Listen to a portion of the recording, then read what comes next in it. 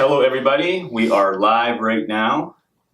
We are live right now with Brigette Lacquette from the Canadian women's hockey team. If you know people like Hayley Wickenheiser, this is her teammate and the rising young star that's also First Nations as well. She's the first First Nations to ever make the national hockey team as well. So, Brigette, you're coming all the way from Manitoba today. Yesterday we had a chance to both go to English River First Nation, Pachinak. We had a chance to talk with some of the people there, tell our stories.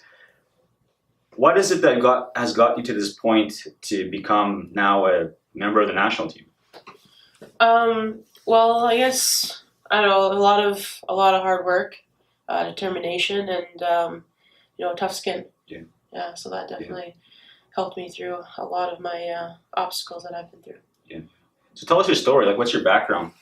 Well, I grew up in Mallory, Manitoba, but I'm also Treaty from Cody First Nation. My mom's from there. Mm-hmm. They helped me a lot tremendously for my hockey career as well. Yeah.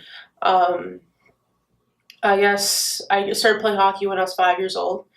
Small Métis community, I basically begged my dad to put me in hockey, and so I ended up playing organized hockey, and then kind of had to drive. I spent a lot of hours in the rink, I guess too, and on the road to the rink. We grew up in Mallard, and we had to drive basically an hour one way, and then drive back at least twice a week, and then went to 3 times a week, and then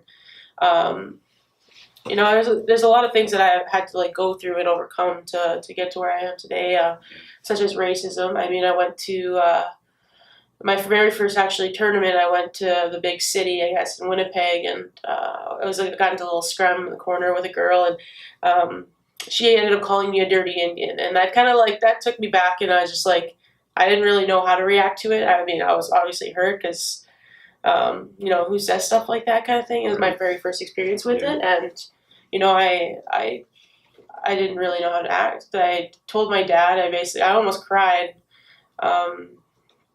And he just told me just to beat him on the ice, and then that's what I did. I just stuck with it. I stuck with my hockey, and it very helped me to develop tough skin at an early age. Where think people can say things to me on the ice now, and it doesn't faze me at all. Yeah. So you have to really develop yourself that way. And it must have taken a lot of time, because I'm assuming a lot of hockey. There's a lot of that in that sport, right? Yeah. Yeah. So, do you have any words of encouragement to anyone who might be going through that right now? Because I've actually seen things on the news from from North Dakota, Minnesota area, where you kind of played hockey for a while. Yeah. So, what kind of advice do you have to any athletes out there?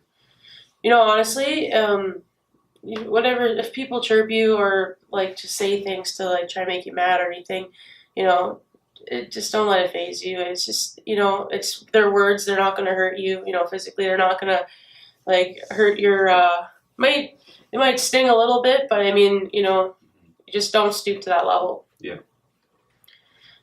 What about, how is it playing with people such as Hayley Wickenheiser?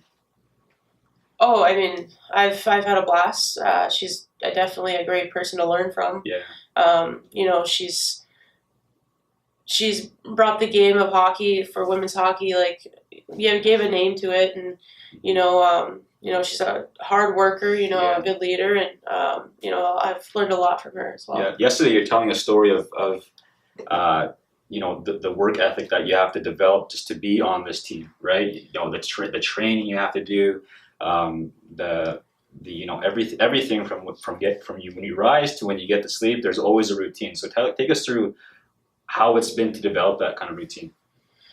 I don't know. I think for me, I think I developed that at a young age.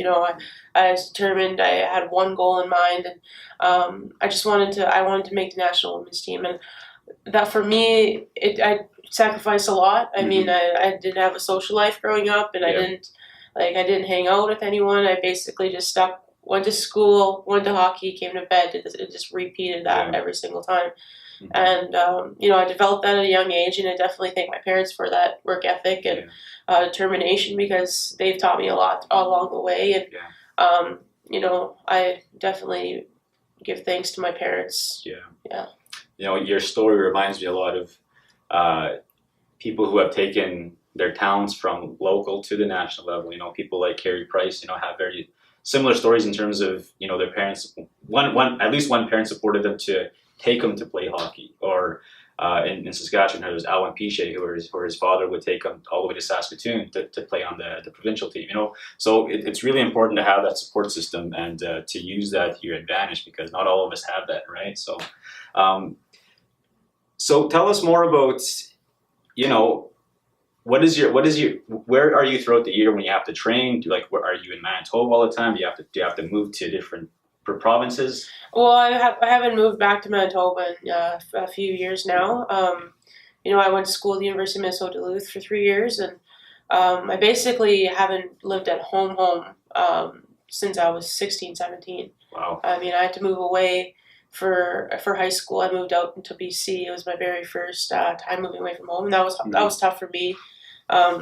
For that, I think it's always the first year away from home is the hardest, and then once you kind of get used to it, get in the routine, and then, I mean, I just kept myself busy and stuff. But then I went to Duluth, and I went to school down there. I loved it. You know, it was a great program in a great city. Yeah. It gave me a lot of opportunities, especially on the national team. Yeah. But for now, once I graduated in Duluth, I went straight to Calgary, basically, and then that's where I'm living now for good, and see where it takes me. I mean, I'm just training right now full time and practicing, and you know, just kind of determined, and I really want to make this team. Awesome. No, I definitely see a lot of great things coming your way there, Brigette. Now, you come from a hockey family, right? Your sister played hockey, so that helped a lot. So tell us your relationship and how it's helped you to get to the national team. Oh, well, my sister is my best friend, or is my best friend, sorry. And I also have a brother. He plays junior A with OCN. But with my sister, is growing up, because we're so close in age, and you know, she definitely helped me through a lot, like especially socially, and you know, even when I was younger, I was bullied, and she helped me through that. She's always been there through the lows and the highs, and you know, whatnot. So, you know, she's definitely, I can't thank her enough. She, growing up, actually, there was one point where I was just so shy I couldn't talk to anyone on the team. Not that I couldn't, I just didn't. I just chose not to. Right. And I was just too shy. She would basically speak for me. She would answer questions for me. I wouldn't even talk. That's how shy I was at one point. Yeah. Believe it or not. But yeah, so we basically played on every single team together. Boys hockey. She started playing boys hockey when we were younger. I think it was because we were short players on the team, right? So then she turned out to be a really good goalie, and we played on the Team Manitoba together. We played on NHC together, the Team Manitoba team, and basically every boys team and girls team. Wow. Yeah. Wow. So she was an amazing goalie. So you talked about bullying, and I know we talked about it yesterday in Pachinak. You know, how have you overcome being bullied? Again, sports was an out for me. Yeah. You know, there was a low point growing up in my life where, you know, I just wanted to quit. I just wanted to quit school. I never wanted to go back. It was just so hard for me to overcome it for the longest time. You know, because my eczema was really bad, and you know, really, I just stuck with sports. Sports was my out for me. You know, I stuck with hockey. I played softball, baseball, or whatever in the softball in the summertime, and hockey in the winter, and I just kept busy. Yeah. I was always my dad's little tail going to tournaments and stuff. So sports was my out. No, that's great. Yeah, I think for anyone who's watching here today, I think that's key. Is sports is she used her gifts to get ahead. That's essentially what she did. And Brigette, is there any last comments to anyone who might be thinking of jumping to that level that you are now at, and possibly trying to advance their lives through sport, and might be thinking, I'm kind of scared to do it right now, I don't have confidence in myself? What kind of words of encouragement can you give to these people? You know, as for me, it's you just have, if you have one goal in mind, you know, don't ever be afraid to pursue it. I mean, I guess you can just spend your whole time on this goal, and it's definitely worth it in the end. Just don't ever just stop short of it. If you put your mind to it, I mean, you can achieve anything. Yeah, absolutely. Well, thank you so much, Brigette. For the Facebook Live viewers, is there any questions that you have for Brigette? If there is, type them in now. Brigette, who else inspires you? I'm sure there's other role models that you have. Who else inspires you to play at this level? My parents. I mean, my dad. Yeah. My mom's hard work ethic and hard work and determination. My dad's. I've learned a lot from them. Yeah. And my parents, my family, Awesome. my sister, and my brother. Yeah. Awesome. So we do have a few questions here. How do you handle the pressure at playing at the level of hockey that you're playing at? Yeah, so it motivates me. I guess I hate losing. Doesn't like losing. I hate losing. Yeah. I can't do it. So, I mean, growing up, I was always very competitive, and I think that's what drives me is that I don't like losing. Yeah. To handle the pressure that I play at now, I mean, I basically just go out and play. Hockey's supposed to be fun. It's a sport. It's supposed to be fun, and I just try to have as much fun as I can. I know it's at a high level. Yeah. But you can always still have fun. Yeah, absolutely. Okay, next question. What is your next stop? Are you staying close to the women's Canadian hockey team to work out and scout? And what path will you take if you decide to take something up or raise a family? For right now, I think my main focus is just making the team and focusing and training on that, training for that, and eventually one day I want to become a speech pathologist, so I'll have to go back to school for that. Yeah. But right now it's just training. Yeah, awesome. Let's see if there's any more questions. All right, so looks like we're down to questions there. So Brigette, is there any last words for our viewers out there right now, or anyone who's going to be watching on YouTube in the future?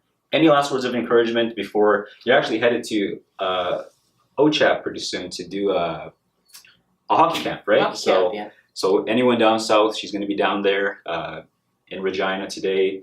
Take advantage of this role model. She's only around for a little bit, and she's back to full-time training. So, Brigette, any last words before we wrap it up here? No dream is too big. Basically, I Yeah. mean, that's what's it's for me. I mean, I live by it. Yeah, So, absolutely. yeah.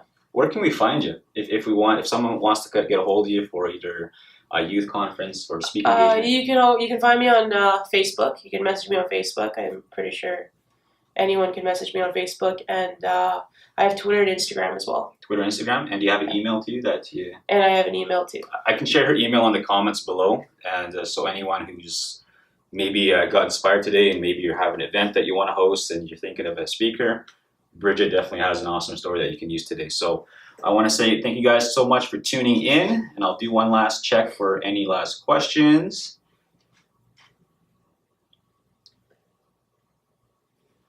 Thank you guys so much for tuning in today. You guys are amazing. Brigette and I, like we said, we were in Pachinak yesterday. We had a chance to share our stories, and I was obviously inspired by her story because it can connect to so many different people, whether you're First Nation, minority group, or even Caucasian. She has a story that can inspire. So thank you so much for coming in today, Brigette. Thank you. And thank you guys so much for tuning in. We will see you guys again soon.